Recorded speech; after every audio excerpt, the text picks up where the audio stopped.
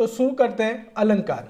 जैसा कि आपने देखा होगा अलंकार अलम प्लस कार शब्द से मिलके बना हुआ है। अलंकार अलम प्लस कार शब्द से मिलके बना है। अगर इसका शाब्दिक अर्थ लिया जाए तो अलम का मतलब होता है शोभा या सौंदर्य और कार का मतलब होता है करने वाला। ठीक है, अब इसकी अपन परिभाषा बना देते हैं यहीं से, जैसा कि मैं हर वीडियो में आपको बताता हूँ और बना देता हूँ।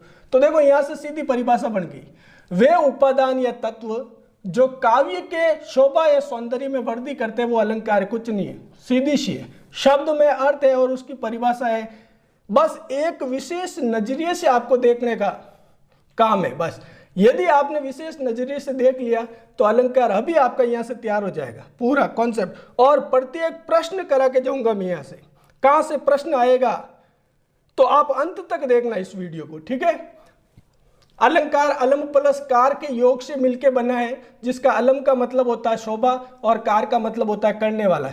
यानी वे तत्व जो काव्य के शोभा या सौंदर्य में वृद्धि करते हैं उसे अलंकार कहते हैं। ये तो हो गया इसका शाब्दिक अर्थ। एक और आप थोड़ा सा लिख दीजिए, क्योंकि परीक्षा में कई बार पूछा जाता है कि अलंकार कैसा शब्द है। ठीक है, और इसका क्या अर्थ होता है।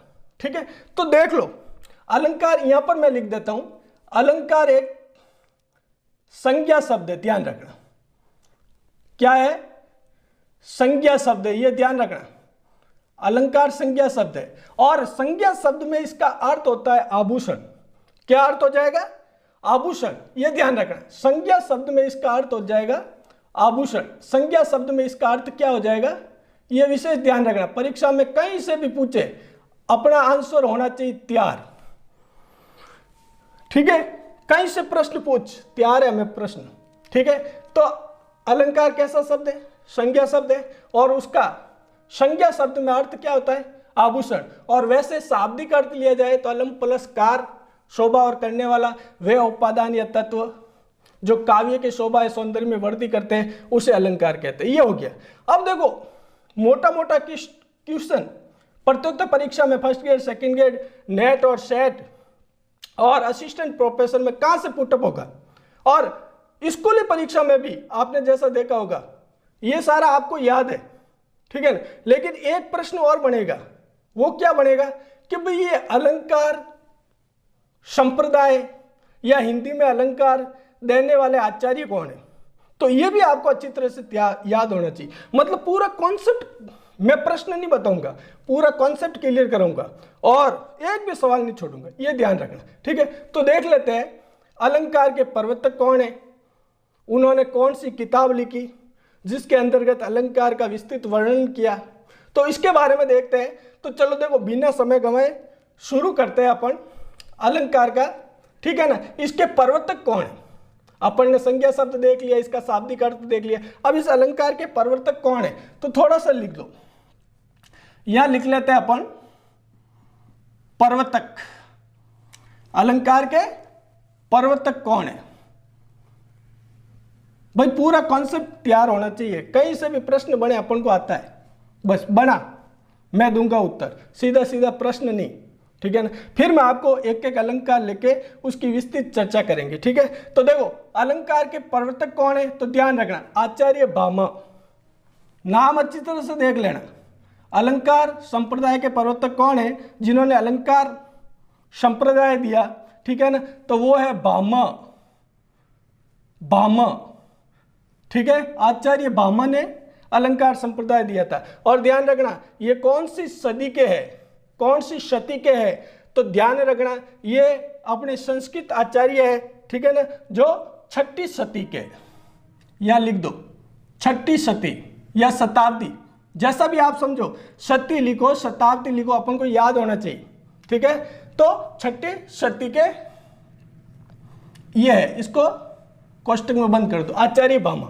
ठीक है, अब इन्होंने जो किताब लिखी या जो ग्रंथ लिखा ये संस्कृत आचार्य भामा 6ठी शताब्दी के हैं। ठीक है, इन्होंने अलंकार संप्रदाय दिया। एक प्रश्न और अपना तैयार हो गया। अब इन्होंने कौन सी किताब में या कौन से ग्रंथ में अलंकार संप्रदाय के बारे में विस्तृत चर्चा की और उसके कितने परिच्छेद हैं, ठीक है, और उसमें कितने श्लोक है, इसके बारे में भी जान लेते हैं। तो 6ठी शताब्दी का आचार्य भामा है, इन्होंने अलंकार संप्रदाय दिया था, ये याद रखना, ठीक है, ये याद है। आपका दूसरा क्वेश्चन तैयार है, ठीक है। अब इनके ग्रंथ का नाम लिख लेते हैं। इनका ग्रंथ है, यही आगे ही लिख देते हैं।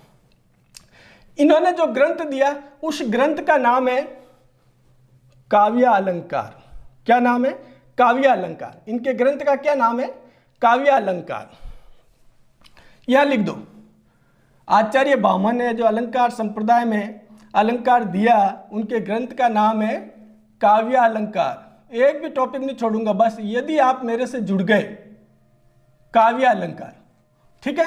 काव्य अलंकार ग्रंथ है ये, ठीक है ना। ये इनका ग्रंथ यहां लिख दो, ये इनका ग्रंथ है काव्य अलंकार, जिसमें इन्होंने अलंकार संप्रदाय पर चर्चा की और अलंकार संप्रदाय दिया इन्होंने, ठीक है। अब काव्य अलंकार के अंतर्गत ये भी देख लो, कई बार प्रतियोगिता परीक्षा में नेट सेट असिस्टेंट प्रोफेसर में पूछ लिया जाता है सवाल, ठीक है। गहराई में सवाल पूछा जाएगा।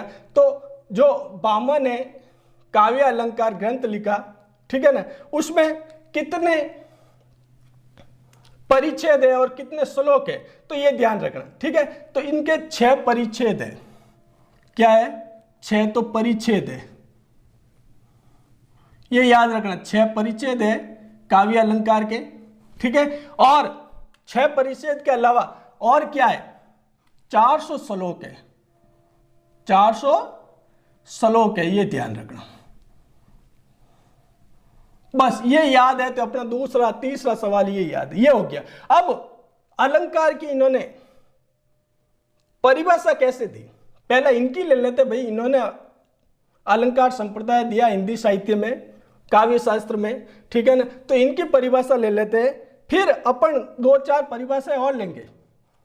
संस्कृत आचार्यों की 2-3 परिभाषा ले लेंगे, ठीक है। और फिर अपन लेंगे हिंदी आचार्यों की, और 1-2 रीतिकाल और रीतिकाल, छायावाद, प्रगतिवाद, प्रयोगवाद में से जिन्होंने जो परिभाषा दी मोस्ट वो लूंगा। थोड़ा वीडियो लंबा हो जाएगा पहले कहता हूं, लेकिन प्रश्न एक भी नहीं छूटेगा, ये मेरे पे विश्वास रखना।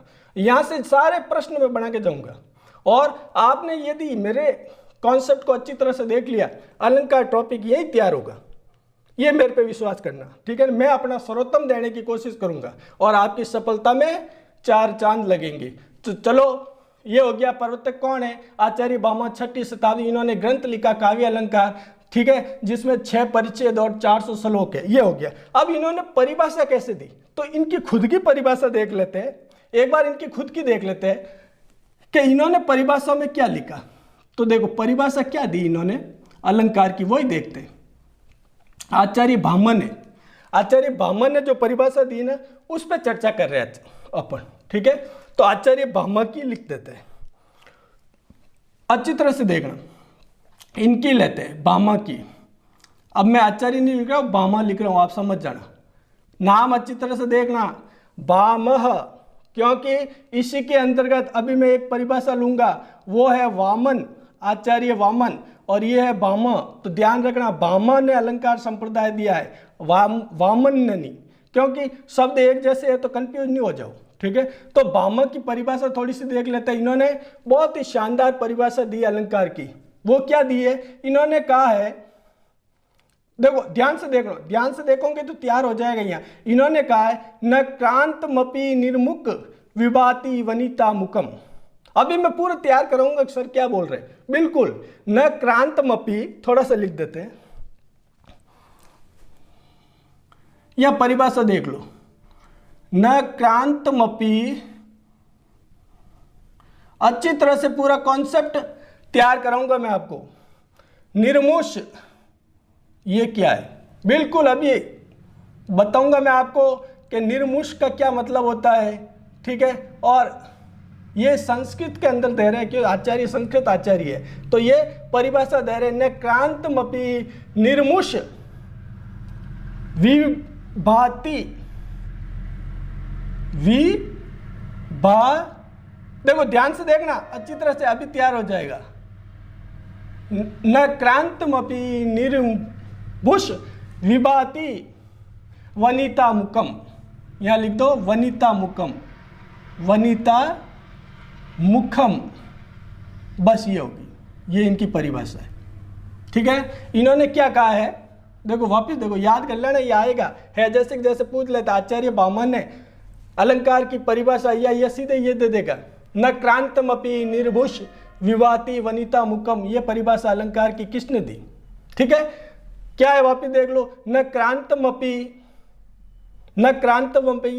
निर्भुष विवाति वनिता मुकम। अब देखो इसका हिंदी में थोड़ा सा देख लेते हैं, इसमें ये क्या कह रहे हैं। ठीक है, कॉन्सेप्ट क्लियर है। ये कह रहे हैं न क्रांतमपि, यानी सुंदर स्त्री का सुंदर मुख भी, सुंदर स्त्री का सुंदर मुख भी क्या अलंकार के बिना शोभा या सौंदर्य नहीं प्राप्त करता है। ये कह रहे हैं सुंदर स्त्री का सुंदर मुख भी बिना अलंकार के सुशोभित नहीं होता है। ठीक है ना, कितनी शानदार परिभाषा थी। ये कह रहे हैं न क्रांतमपि निर्भुष विभाति वनिता मुकम। तो थोड़ा सा लिख देते हैं, इसका हिंदी में अर्थ लिख लेते हैं, कॉन्सेप्ट तैयार होना चाहिए, यहीं पे लेते हैं। तो देखो क्या कह रहे हैं, ये कह रहे हैं सुंदर स्त्री का सुंदर मुख भी, सुंदर स्त्री का सुंदर मुख भी, सुंदर स्त्री का सुंदर मुख भी बिना आभूषणों के, अलंकार के बिना सुशोभित नहीं हो सकता। बस वही अलंकार है, अलंकार के बिना सौंदर्य प्राप्त नहीं कर सकता। ये हो गई इसकी परिभाषा। हिंदी में बताओ, बिल्कुल एक एक चीज समझाऊंगा आपको। शोभा या सौंदर्य, यहां लिख दो, शोभा या सौंदर्य प्राप्त नहीं करता है। अच्छी तरह से देखना, शोभा या सौंदर्य नहीं पाता है या नहीं प्राप्त करता है। समझ में आ गया? तो देख लो अलंकार हिंदी में क्या जरूरी है। ये कह रहे हैं न क्रांतमपि निर्भुष विभाति वनिता मुकम, यानी सुंदर स्त्री है, कोई भी सुंदर स्त्री है, ठीक है, सुंदर मुख है, बिना दाग वाला चेहरा है, लेकिन अगर उसने आभूषण धारण नहीं किया है तो वो सुंदर नहीं दिख पाएगी। ठीक है ना, उसी प्रकार से कोई भी कविता है, अगर उसमें अलंकार का प्रयोग नहीं किया है, ठीक है ना, तो वो कविता सुंदरता की श्रेणी में नहीं आएगी। ठीक है, ये होगी आचार्य वामन की परिभाषा। ठीक है, अब एक और ले लेते हैं अपन सॉरी, वामन के बाद में आचार्य वामन। ये एक मैं 2-4 परिभाषा दूंगा, क्यों प्रश्न कहाँ से बनते वो बताना चाहता हूँ, क्योंकि मैं मेरे YouTube देखने वाले फर्स्ट ग्रेड, सेकंड ग्रेड, ठीक है ना, नेट सेट और असिस्टेंट प्रोफेसर वाले विद्यार्थी भी है, परीक्षार्थी भी है और स्कूल कॉलेज के भी है। ठीक है, तो मैं पूरा कॉन्सेप्ट तैयार करूंगा और आपको सर्वोत्तम देने की कोशिश करूंगा, और लगभग 2-4 परिभाषा लेके फिर अपन अलंकार के बारे में चर्चा करेंगे और बिल्कुल शानदार चर्चा करेंगे। तो आप अंत तक बने रहना, ऐसा नहीं हो कि आप बीच में से वीडियो को स्किप कर दे और महत्वपूर्ण चीज कोई मैं छोड़ दूं। ठीक है, तो ध्यान रखना, अंत तक बने रहना। और परिभाषा 2-4 थोड़ा वीडियो लंबा हो सकता है, क्योंकि मैं कोई भी वो चीज नहीं छोड़ना चाहता, ठीक है ना, जिससे आपका प्रश्न छूटे। ठीक है, तो दूसरा देख लो, दूसरा अपन लेते हैं, दूसरी परिभाषा एक और ले लेते हैं, 4-5 लूंगा परिभाषा और फिर मैं अलंकार पे आऊंगा, क्योंकि प्रश्न कोई भी मैं मेरे YouTube पे छोड़ना नहीं चाहता। परीक्षक को मैं चुनौती दूंगा, बना कहां से बनाएगा, अलंकार से अपना सवाल सही होगा। ठीक है, तो दूसरा देखो आचार्य वामन, आचार्य वामन की परिभाषा एक देख लेते हैं। ठीक है, वामन ने तो कह दिया कि भाई सुंदर नारी है, सुंदर मुख है और बिना आभूषण के वो शोभित, और वास्तव में नहीं होती, आपने देखा होगा। तो ठीक है, तो आचार्य वामन ने बहुत ही शानदार और बहुत छोटी दी है, जिसको आप अलंकार की परिभाषा के रूप में या अलंकार की शॉर्ट परिभाषा के रूप में भी आप बता सकते हैं। कुछ नहीं, 2 शब्दों की दी इन्होंने, अलंकृति अलंकार। ये क्या कह रहे हैं, सीधी सी बात कह रहे हैं आचार्य वामन, ये कह रहे हैं अलंकृति, बहुत शानदार, छोटी लूंगा ताकि आपको ये याद हो जाए, अलंकृति अलंकार, बस ये दी आचार्य वामन ने, याद रखना, ये आप कंफ्यूज मत होना भाई।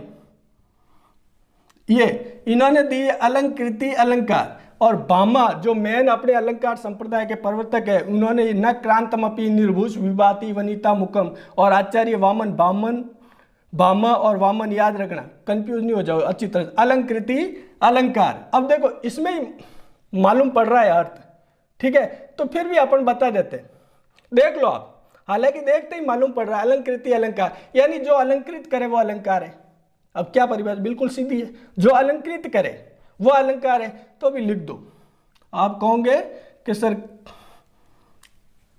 लिखा दो, तो लिख दो, जो अलंकृत करे, जो अलंकृत करे, ठीक है, वही अलंकार है, वही अलंकार, यानी जो सुंदरता प्राप्त करे वो अलंकार है। ये आचार्य वामन कह रहे।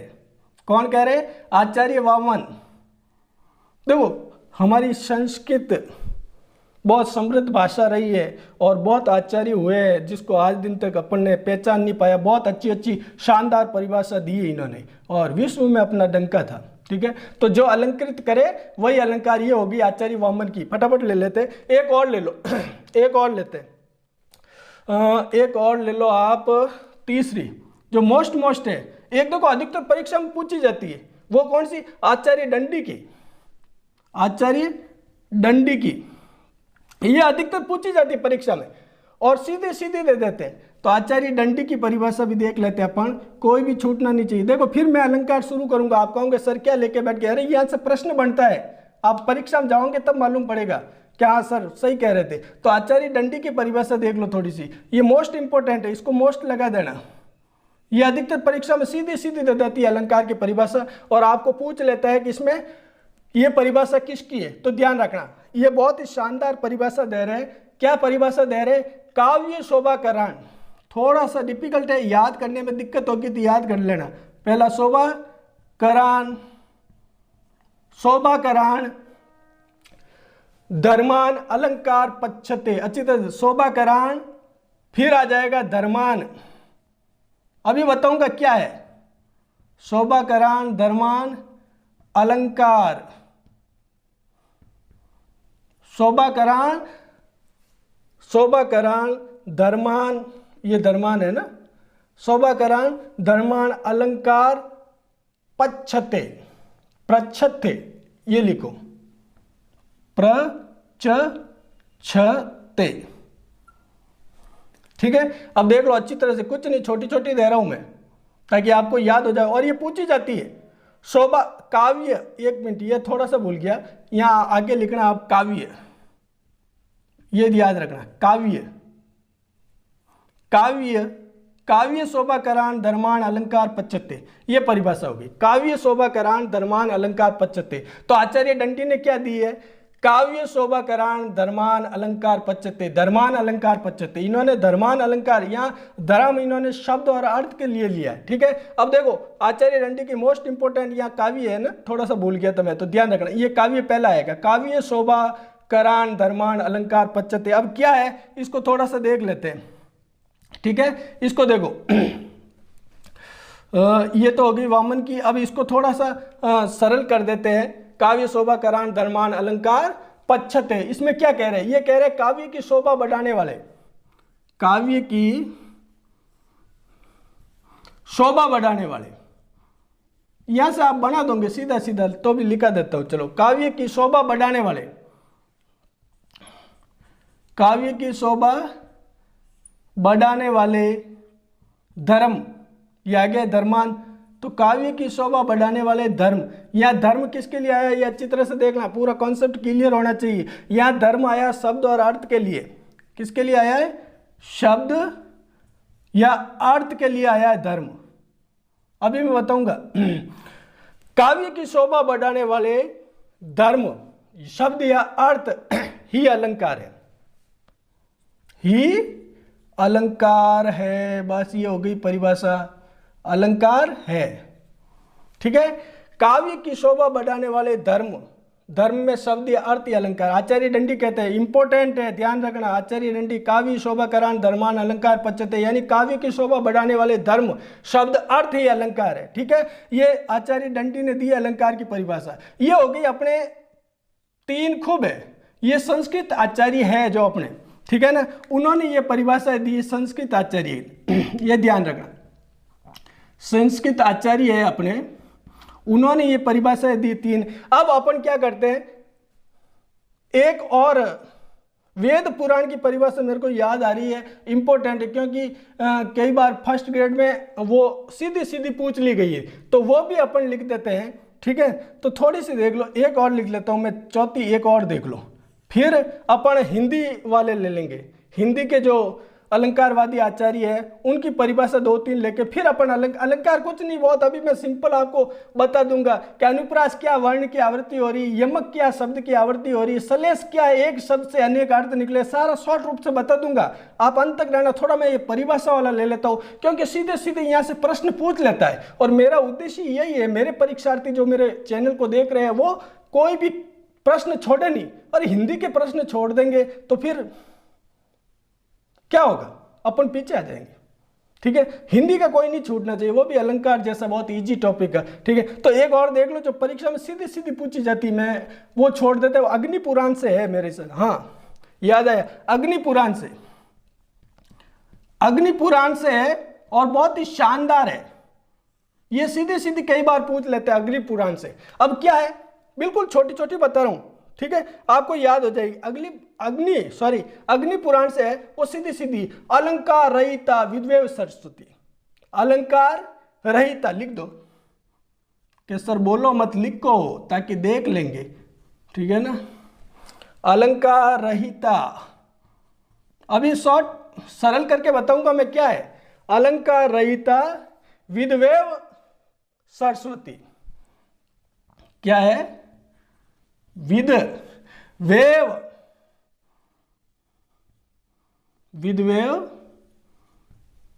सरस्वती, अभी बताऊंगा क्या है, बिल्कुल कोई भी कॉन्सेप्ट छोड़ूंगा नहीं। अलंकार रहिता, अलंकार के बिना, ठीक है, विद्वेव सरस्वती, सरस्वती काव्य के लिए आया है। अलंकार के बिना जो काव्य है वो एक विधवा की तरह है। देखो कितनी शानदार परिभाषा दी अग्नि पुराण में, ठीक है। तो इसको तो थोड़ा सा देखो, अलंकार रहिता, यहाँ से है सब सीधी सरल हो जाती है, रहिता विद्वेव सरस्वती, ठीक है ना। तो थोड़ा सा चलो, अभी आप कहोगे सर आप सबका है तो इसका भी बता दो, चलो ले लो। तो सीधी सी है, क्या है, सीधा सा हो रहा, अलंकार से रहित सरस्वती, चलो लिख दो, नोट्स बनाने में काम आएगा, देख के कोई अच्छी तरह से बना देना, ठीक है। अलंकार से रहित, अलंकार से रहित, अलंकार से सीधी बन रही, से रहित सरस्वती, यहां सरस्वती ध्यान रखना भाई, यहां सरस्वती आया काव्य के लिए। अलंकार के बिना जो काव्य है ना वो किसकी तरह है, विधवा की तरह, क्या है, विधवा की तरह। अलंकार से रहित सरस्वती या काव्य विधवा की तरह होती है, यहां लिख दो, काव्य विधवा की तरह,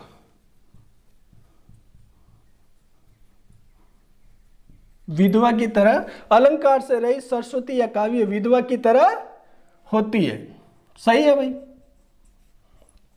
ठीक है। मतलब यदि कोई काव्य है और उसमें अलंकार नहीं है तो उसी तरह से जैसे एक विधवा नारी रहती है जिसका सुहाग उजड़ जाता है तो वो बिना श्रृंगार के रहती है, उसी प्रकार से, ठीक है ना, अपना काव्य भी हो जाता है। तो अग्नि पुराण मानते हैं, ठीक है ना, अग्नि पुराण में माना गया है कि अलंकार काव्य के लिए जरूरी है, ठीक है ना। तो ये मुख्य से 4 अपने संस्कृत आचार्य और अपने वेद पुराण में से ले ली मैंने। अब अपन हिंदी की 2 ही लूंगा, ठीक है, वीडियो ज़्यादा लंबा नहीं करूंगा, 2 लूंगा, ठीक है। प्रश्न कोई भी नहीं छोड़ना चाहता, और फिर अपन ये अलंकारों पर चर्चा कर लेते हैं, ठीक है। तो एक बार ये देख लो, आप वापस कॉन्सेप्ट क्लियर हो जाना चाहिए, हो गया तो फिर मैं आगे बढ़ूँ और अपने जो हिंदी के अलंकारवादी आचार्य है, ठीक है, उनकी 1-2 परिभाषा लेके फिर अपना टॉपिक शुरू कर देते हैं। हो सकता है आज एक अलंकार ले और फिर अगले वीडियो में आपको 4-5 अलंकार लेके विस्तृत रूप से कोई भी सवाल नहीं छोड़ूंगा, ठीक है। तो देखो एक बार इसको देख लो, फिर आगे बढ़ते हैं अपन और हिंदी अलंकारवादी आचार्यों का परिभाषा ही ले लेते हैं, ठीक है, कर देंगे। तो यहां आप लिख दो हिंदी अलंकारवादी, हिंदी अलंकारवादी आचार्य, हिंदी अलंकारवादी आचार्य, ये थोड़ा सा देख लेते हैं। इनमें जो इम्पोर्टेंट है वो अपन ले लेते हैं हिंदी अलंकारवादी आचार्य में जो प्रमुख सीधी सीधी अलंकार की परिभाषा में पूछ लिया जाता है और जिससे भी अलंकार की परिभाषा बनती है वो है अपने पहला देख लेते हैं, वो अपने हिंदी अलंकारवादी आचार्य में रीतिकाल के प्रमुख कवि, ठीक है ना, केशवदास के बारे में। केशवदास ने बहुत ही शानदार अलंकार की परिभाषा देते हुए, ठीक है ना, काव्य पाठ किया। तो देखो अभी अपन देख लेते हैं केशवदास ने, जो रीतिकालीन प्रमुख अलंकारवादी आचार्य है केशवदास जी, इन्होंने क्या कहा है, जदपि सुजाति सुलक्षणी सुवर्ण सुवृत भूषण बिन विराजती कविता वनिता मित। ये सीधा सीधा पूछ लेते हैं, जब भी लिख लेते हैं। चलो थोड़ा सा लिख लेते हैं, थोड़ा सा लिख लो, कॉन्सेप्ट तैयार होना चाहिए।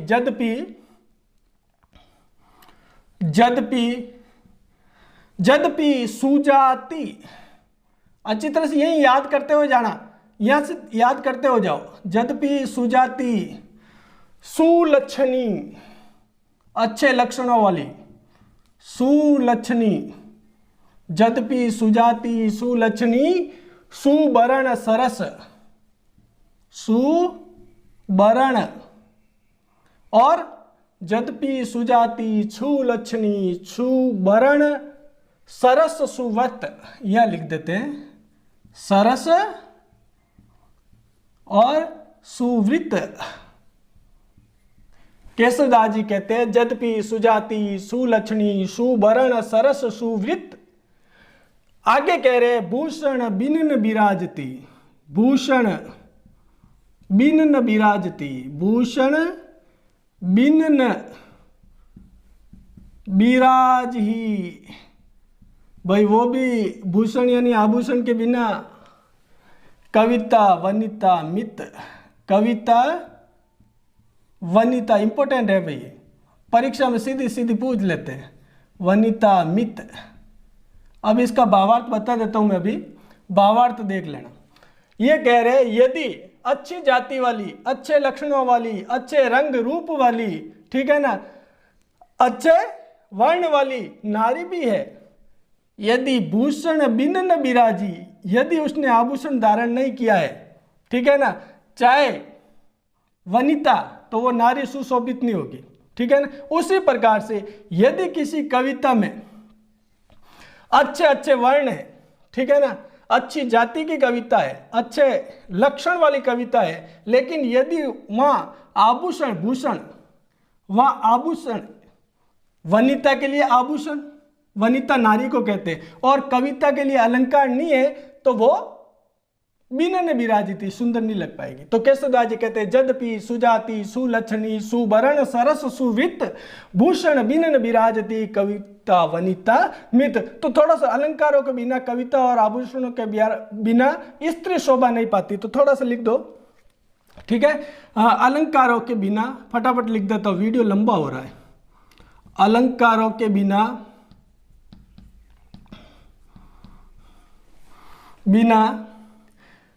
अलंकारों के बिना जिस प्रकार, ऐसे बना दो, अलंकारों के बिना कविता, यहां लिख दो, अलंकारों के बिना कविता और आभूषणों के बिना, और आभूषणों के बिना, और आभूषणों के बिना क्या, स्त्री शोभा नहीं पाती, स्त्री शोभा नहीं पाती है। बस ये हो गया, शोभा या सौंदर्य नहीं प्राप्त करती, शोभा नहीं पाती है, बस। तो आभूषण और अलंकार जरूरी है, ठीक है। ये हो गए, ये अपन ने केशवदास की अधिकतर पूछ लेते हैं। अब देखो अपने हिंदी साहित्य की, ठीक है ना, हिंदी साहित्य का इतिहास लिखने वाले, ठीक है ना, हिंदी साहित्य को 4 भागों में बांटने वाले अपने हिंदी साहित्य के प्रमुख, हिंदी साहित्य के प्रमुख आचार्य समझ गए होंगे कौन, रामचंद्र शुक्ल की परिभाषा लिखनी जरूरी है, क्योंकि हिंदी साहित्य का काल विभाजन बहुत ही शानदार उन्होंने किया था। अपन चर्चा करेंगे काल विभाजन की, ठीक है ना, कौन कौन से काल है, और बहुत शानदार तरीके से आपको समझाऊंगा। तो मेरे YouTube चैनल को सब्सक्राइब जरूर कर देना, और अपने मिलने वाले जो भी है तैयारी कर रहे हैं, चाहे वो नेट की करे, सेट की करे, असिस्टेंट प्रोफेसर की करे या फर्स्ट ईयर सेकंड ईयर की, उनको मेरा वीडियो शेयर कर देना प्लीज। क्यों? क्योंकि सरस्वती के धन की बड़ी अपूर्व बात, ज्यों ज्यों खर्चे त्यों त्यों बढ़े, बिन खर्चे घटिता है। यदि आप ऐसा करोगे तो हो सकता है सफलता में आपके 4 चांद लग जाए। तो चलो चलते हैं, वीडियो ज्यादा लंबा हो रहा है। तो चलो केशवदास की ले ली, एक और ले लेते हैं आचार्य रामचंद्र शुक्ल जी की। आचार्य रामचंद्र शुक्ल इंपॉर्टेंट है हिंदी साहित्य के इतिहास में, ठीक है ना। 1929 के अंदर हिंदी साहित्य का इतिहास जिन्होंने लिखा था, हिंदी साहित्य को 4 भागों में बांटा था। पहले काल को वीर गाथा काल जिन्होंने कहा था, बाद में चर्चा करेंगे, हिंदी साहित्य में आएंगे तब, अभी अलंकार की कर लेते हैं, ठीक है ना। तो देखो इन्होंने क्या कहा है, इन्होंने कहा है सीधा सीधा ये कह रहा, अच्छी तरह देखना, आचार्य रामचंद्र इंपॉर्टेंट है, इंपॉर्टेंट, मोस्ट इंपॉर्टेंट। इन्होंने कहा भावों का उत्कर्ष दिखाने और वस्तुओं के रूप गुण क्रिया का अधिक तीव्रता के साथ अनुभव कराने में सहायक उक्ति को, ये थोड़ी सी उक्ति को अलंकार कहते हैं। तो लिख दो, भावों का उत्कर्ष दिखाने, लिखो, इंपॉर्टेंट है भाई, लिखना पड़ेगा। भावों का उत्कर्ष, याद रखना, अभी यहां देखते देखते, भावों का उत्कर्ष दिखाने, भाई भावों का उत्कर्ष दिखाने, और किस लिए अलंकार का प्रयोग होगा, ये तो हो गया भावों का उत्कर्ष दिखाने, ठीक है ना। और वस्तुओं के रूप गुण, और वस्तुओं के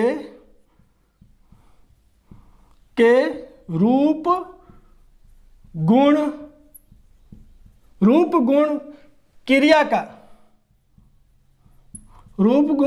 क्रिया का अधिक तीव्रता से, सॉरी यहां का लिख देना भाई, क्रिया का अधिक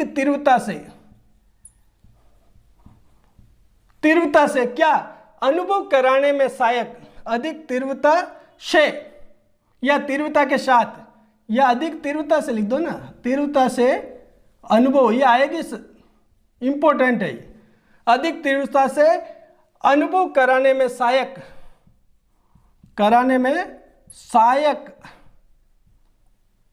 क्या उगति या पंक्ति, ये याद रखना, उगति, सहायक उक्ति को अलंकार कहते हैं। ये आचार्य रामचंद्र शुक्ल की है, को अलंकार कहते हैं। बस ये देखो क्या कह रहे हैं, भावों का उत्कर्ष दिखाने और वस्तुओं के, ये याद रखना आप जरूरी, रामचंद्र, वस्तुओं के रूप गुण क्रिया का अधिक तीव्रता से, ये बस ये याद रखना, रामचंद्र जी कह रहे हैं, रामचंद्र शुक्ल कह रहे हैं, रूप गुण क्रिया का अधिक तीव्रता से अनुभव कराने में जो सहायक उक्ति होती है उसे अलंकार कहते हैं। हो गया। अब एक और ले लेते हैं अपन, इंपॉर्टेंट है, परीक्षा में पूछ ली जाती है, ठीक है। तीसरी, और वो भी मोस्ट इंपॉर्टेंट है, मैं एक भी टॉपिक नहीं छोड़ूंगा, वो है, ठीक है ना, हिंदी के सुकुमार कवि, ठीक है, अल्मोड़ा की धरती से जो काव्य पाठ करने वाले, ठीक है, सुमित्रा नंदन पंत। तो सुमित्रा नंदन, इनकी परिभाषा भी सीधी सीधी पूछ ली जाती, सुमित्रा नंदन पंत, ठीक है ना। इनको हिंदी साहित्य के अंदर प्रकृति के सुकुमार कवि कहा जाता है, याद रखना। सुमित्रा नंदन पंत क्या प्रकृति के सुकुमार कवि है, इन्होंने प्रकृति के बारे में सबसे ज्यादा कविताएं लिखी और शानदार कविताएं लिखी सुमित्रा नंदन, प्रकृति के सुकुमार कवि। तो देखो इनकी परिभाषा क्या है, ये सीधे सीधे कह रहे हैं अलंकार केवल वाणी की सजावट नहीं है। ये क्या कह रहे हैं, तो लिख देते हैं पहले, फिर चर्चा करेंगे। तो ये कह रहे इनकी में अलंकार केवल, याद रखना, वाणी, अलंकार केवल वाणी की सजावट, वाणी की सजावट, अलंकार केवल वाणी की सजावट के लिए, वाणी की सजावट के लिए नहीं है। अलंकार केवल वाणी की सजावट के लिए नहीं है, तो वे क्या है, वे भावों की अभिव्यक्ति के विशेष द्वार है, नहीं है, वे भावों की अभिव्यक्ति के, भावों की अभिव्यक्ति, भावों की अभिव्यक्ति, याद रखना भाई, अभिव्यक्ति वाली परिभाषा किसने दी है? तो प्रकृति के सुकुमार कवि सुमित्रानंदन पंत ने दी है। अलंकार केवल वाणी की सजावट के लिए नहीं है, वे भावों की अभिव्यक्ति के विशेष द्वार है। भावों की अभिव्यक्ति के क्या है? विशेष द्वार है। इस प्रकार से ये अपनी परिभाषा मोस्ट मैंने ले ली है, ठीक है ना, विशेष द्वार है। अब अपन एक एक अलंकार पर विस्तृत चर्चा करते हुए कोई भी क्वेश्चन नहीं छोड़ेंगे। तो ये इंपॉर्टेंट अपने जो हिंदी के अलंकारवादी, ठीक है ना, आचार्य है, जिन्होंने अलंकार के बारे में शानदार परिभाषा और सीधी सीधी पूछी जाती है। देखो फर्स्ट ग्रेड में सीधी सीधी ये पूछ लेते हैं, अलंकार केवल वाणी की सजावट के लिए नहीं है, वे भावों की अभिव्यक्ति। तो ये ध्यान रखना, भावों की अभिव्यक्ति किसने की है? सुमित्रानंदन पंत जी ने, ठीक है। रूप गुण क्रिया में अधिक तीव्रता कौन लाते हैं? तो आचार्य रामचंद्र शुक्ल जी, ठीक है। ये से याद हो जाएगा। बाकी भूषण की तो आपको याद ही है, केशवदास की तो याद ही है, जदपि सुजाति सुलक्षणी सुवर्ण सुवर्ण सरस सुवृत भूषण बिनन विराज कविता वनिता मित। चलो तो अब चलते हैं अपन अलंकार कितने प्रकार के, इनके भेद कितने हैं, और एक एक अलंकार की विस्तृत रूप से चर्चा कर देते हैं। शानदार उदाहरण लेके, प्रत्येक का उदाहरण लेते हुए आपको समझा देता हूं। आज हो सकता है भले एक अलंकार होए, लेकिन जरूर अपन एक अलंकार लेके उस पर विस्तृत चर्चा कर देते हैं, ठीक है। तो देखो अंत तक वीडियो देखते रहना। अगर प्रतियोगिता परीक्षा आप first grade second grade net set की तैयारी कर रहे हो तो बहुत ही महत्वपूर्ण वीडियो आपका, ठीक है। तो लो अपन लेते हैं अलंकार के भेद और प्रत्येक अलंकार का एक एक उदाहरण लेते हुए समझते हैं। अलंकार के भेद, तो भेद या प्रकार कितने हैं, ठीक है ना, उस पर भेद या प्रकार तो ध्यान रखना है। मूल रूप से हिंदी के अंतर्गत और हिंदी साहित्य के अंतर्गत अलंकार कितने हैं, ध्यान रखना। अलंकार कितने हैं? 3 प्रकार के अलंकार है, ठीक है। सबसे पहला आ जाता है, वो आ जाता है शब्दालंकार। कौन सा हो जाएगा? शब्दालंकार। अभी बताऊंगा कि शब्दालंकार कैसे है। शब्दालंकार अच्छी तरह से देख लो।